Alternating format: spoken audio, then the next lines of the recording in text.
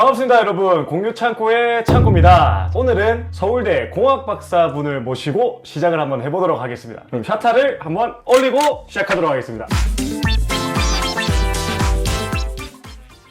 자기소개 한번 부탁드리겠습니다. 네, 안녕하세요. 저는 서울대학교 화학생물공학부에서 석박통합과정 진행 중인 양승도라고 합니다. 하시는 연구 분야를 살짝 한번 설명해 주시겠어요? 저는 에너지 및 환경촉매 연구실에서 바이오매스 원료로부터 다양한 케미컬 생산하는 그런 연구를 진행을 하고 있습니다. 제가 지금 5년 차고 이제 졸업 예정이 2023년 2월. 그러면 이제 그때 되시면 이제 박사가 되시는 거고. 예, 맞습니다. 그러면 이제 궁금한 게 굉장히 많은데 좀 순차적으로 한번 이제 서울대 대학원에 대해서 이제 진학하는 얘기를 좀 해보고 싶은데, 처음부터 이제 서울대 대학원을 좀 생각하셨나요? 구체적으로 대학교를 딱 선택하고 목표를 하지는 않았고, 네. 원래는 이제 대학원에 진학을 해야겠다는 생각은 군대 다녀오고 나서부터 이제 학부 2학년 때부터 쭉 가지고 있었고요. 준비를 하고 과정을 밟다 보니까 지금 서울대 대학원으로 진학을 좀 하게 되었습니다. 이제 서울대라는 학교보다는 일단 대학원을 가야겠다라고 네. 생각을 하셨던 그렇죠. 거고, 진행을 하시다가 서울대를 선택하게 된 뭐 계기 같은 게 있으실까요? 우선 저 같은 경우는 학교의 어떤 네임밸류 같은 것도 좀 크게 작용을 한 부분도 있고, 근데 이제 네임밸류라 하면은 이게 충분하게 연구 환경이 잘 갖춰져 있고,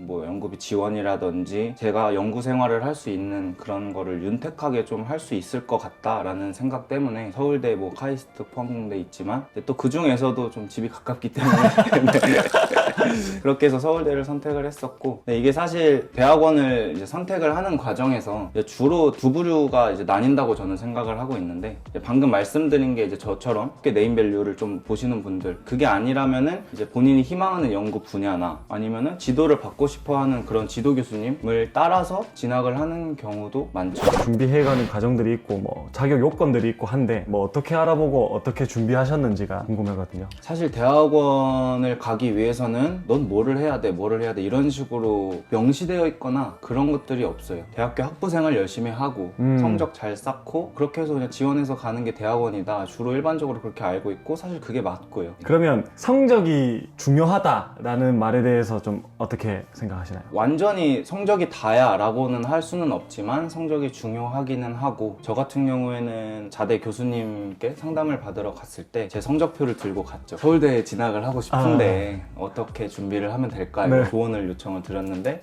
성적이 조금 부족하다, 힘들 것 같다 이렇게도 말씀을 하시니까 사실은 응원을 해주실 줄 알았는데, 근데 뭐 교수님께서 그런 피드백은 주셨지만 결국 들어가셨잖아요. 그러면 결국 성적이 중요한 건 맞긴 한데 이게 이제 전체 지배적인 건 아니다. 그렇죠. 뭐 굳이 막 정말로 전체 1등을 해야 된다 네. 뭐 이런 정도는 아니고, 성적과 함께 다른 것들이 뒷받침되면은 충분히 문제는 전혀 없을 거라고 저는 생각을 하고 있어요. 그러면 이제 추가적으로 이제 어필하셨던 부분이 어떤 게? 제가 어필했던 네. 거는 우선은 학부 3학년 때 참가를 했던 물환경기술정책 공모전이라고 해서 팀으로 참가를 했었어요. 그 동기랑 참 많이 싸우기도 싸웠고 더 잘하기 위해서 마찰이 굉장히 심했죠. 건설적인 마찰. 네, 그렇다 보니까 뭐 결과가 1등을 환경부 장관상 수상했어요. 환경부 장관상. 그러면 그때 이제 했던 아이템 같은 게 뭐였어요? 2015년 정도였는데, 그때 유난히 가뭄이 심해서 그거에 관해서 어떻게 하면 좋을지에 대해서 강구를 하는 그런 분위기였어가지고, 저희 같은 경우에는 공기 중에서 물을 수확을 해서 그거를 이제 뭐 강원도 산골 가뭄으로 고통을 받는 뭐 그런 쪽으로 생활 용수로 활용을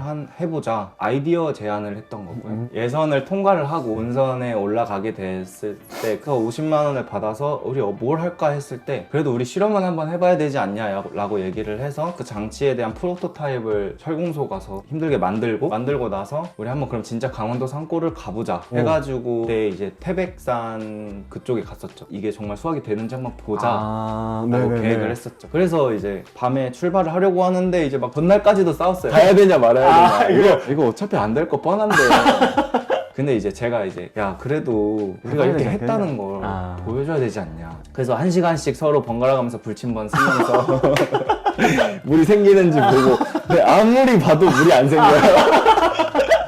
그래서 이제 발표할 때에도 네. 실패했지만 이런 부분에 대해서 보완을 하면은 가능할 것입니다 라고 아. 이제 최종적으로 발표할 땐 그렇게 했었죠. 어떻게 보면 대학원에 좀 필요한 실험 설계나 뭐 이런 성실성이나 그런 부분에서 좀 어필됐을 것 같은데. 그거 말고 이거는 사실 제가 뭐 좋은 성적을 받은 건 아니지만 이제 학부 4학년이 되면은 많은 동기들이 취업 준비를 그렇죠. 합니다. 사실 저는 취업을 할 게 아니었기 때문에 내가 좀 더 유익한 시간을 보내보면 어떨까라는 생각을 했었고 이제 그런 취지로 화학공학 경시대회를 한번 나가보자 해서 그거를 한 6개월 정도를 공부를 했던 것 같아요. 독학으로? 그쵸. 또 교수님 찾아뵈면서 야. 또 했었죠. 그래서 야. 거기에서는 장려상 받았어요. 장려상? 네, 장려상. 그래도 장려상이 어딥니까? 그냥 정말로 그냥 참가했으니까 준다 약간 이런 의미로 저는 좀 생각을 또 제가 알기로는 그 컨택이라고 하잖아요. 대학원 가기 전에. 예. 그래서 컨택 같은 것도 이제 그럼 어느 단계 때 이렇게 되나요? 사전 컨택이라고 보통 얘기를 네. 하는데 주로 한 학기 전에 하라고 얘기를 한 학기 해요. 전에? 저는 안 했어요. 네. 왜냐면은 제가 하고 싶은 분야가 있었는데 교수님께서 답장을 안 해주시는 거예요. 그때 당시에 이제 교수님 뭐 출장 나가고 뭐 이래서 답장을 못한 걸로 알고 있는데 그래서 내가 하고 싶은 거 분야에 대해서 교수님 한 두세 번을 연락을 드렸는데 잘 안 되니까 네. 됐다 그냥 합격하고 네. 하자 네. 이렇게 좀 안일하게 생각했어요. 근데 네. 남들한테는 항상 얘기하죠. 사전 컨택 매우 중요하다. 이게 내가 합격을 할 수 있고 없고를 떠나서 하고 싶은 연구 분야에서 내가 연구를 할 수 있는지 그거를 결정을 시켜주는 문제이기 때문에 결국에는 내가 연구하고 싶은 분야의 교수님께서 나를 허락해 주셔야 되는 거거든요. 합격하기 전에 메일을 통해서 공손하게 자기소개서 간단하게 한 장 정도 첨부해서 희망을 한다 이렇게 네. 연락을 하시면은 50-60%는 교수님께서는 안 된다. 그 중에 나머지는 한번 와라. 그 중에 또 나머지는 합격하고 연락하세요 이렇게 하시는 분. 서울대가 가장 그래도 사전 컨택을 했을 때 교수님께서 미리 많이 받아주는 편이에요.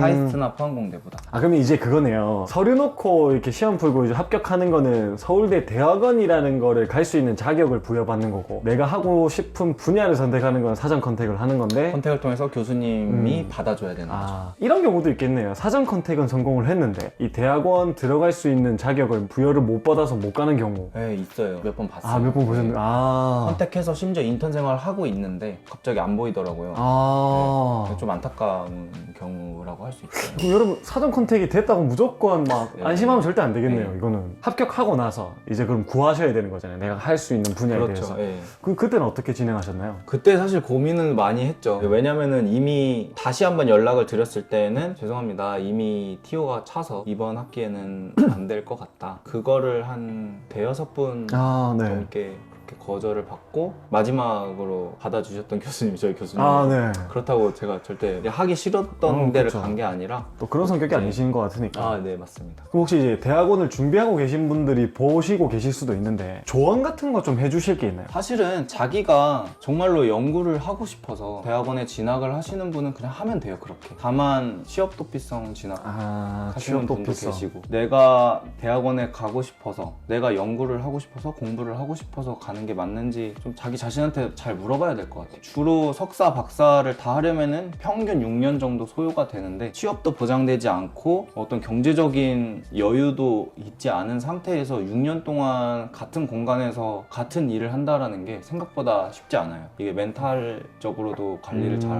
해야 되는 부분이고 명확하게 미래가 보장되지 않은 상태에서 6년 동안 네. 또 이제 이게 연구가 쉬운 것도 아니잖아요. 막 머리 쓰고 막 그죠. 설계하고 내가 원하는 결과가 나오는 것도 아니고. 굉장히 자율성을 많이 요구하는 과정이기 때문에 네. 고민을 많이 해야 되죠. 안 맞아서 석박 통합으로 들어왔는데 석사만 마치고 나가는 경우도 생각보다 많아요. 약간 저희 전통같이 있는 게 하나가 있는데 저희 이게 또 갑자기 전통이 된 것 같아요. 전통을 만드는 거니까 보고 계신 분들 네네. 중에서 조언을 좀 구하고 싶다 했을 때 뭐 구독과 좋아요 누르신 한 3분 정도한테 멘토링 가능하신지. 가능한데 이제 저 같은 경우에도 한정되어 있는 그런 과정을 밟고 있는 거기 때문에 어떤 결정적인 조언을 준다거나 이러지 못하고 네. 다만 그냥 폭넓은 관점에서 대학원에 대한 조언을 좀 제가 드릴 수 있지 않을까. 아, 네. 그러면 서울대 대학원 진학하고 하는 내용들을 좀 알아봤습니다. 그럼 이제 나가시기 전에 구독하고 좋아요 그리고 알람 설정은 꼭 부탁드리겠습니다. 네, 그럼 셔틀 한번 내리겠습니다. 감사합니다.